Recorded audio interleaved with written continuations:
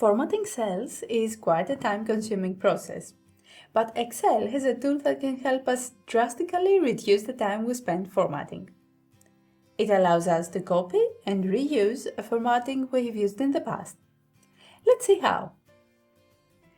As we've already mentioned, we can change the background color shading of a specific area. So let's select the mouse area, and from the Home tab, navigate to Format Cells and click the Fill tab. We select the color of our choice and then click OK. Suppose that we want to display the companies using the formatting that is used on the above table. We're going to click on one of them and then click the Format Painter button. We click on the first company and holding the left mouse button down, we drag to the last company.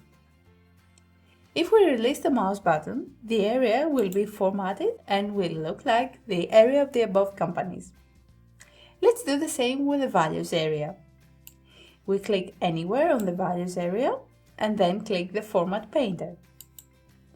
Then we click the cell that displays the value 5 and holding the left mouse button down, we drag downwards to the right down to the cell that displays the value 21. If we release the mouse button, we can see that our area has been formatted and looks like the area here.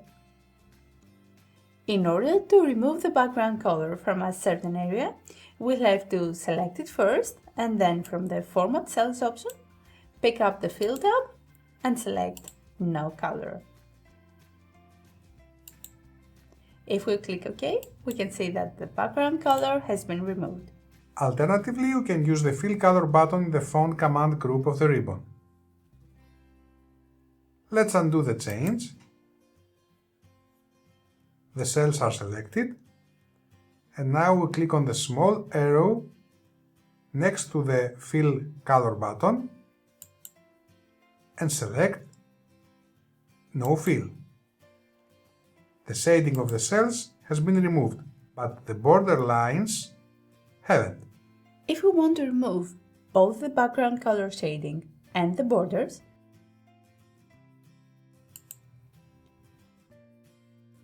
we select this area here. From the Editing group, we select Clear and then Clear Formats. We've removed both shading and borders from the selected area.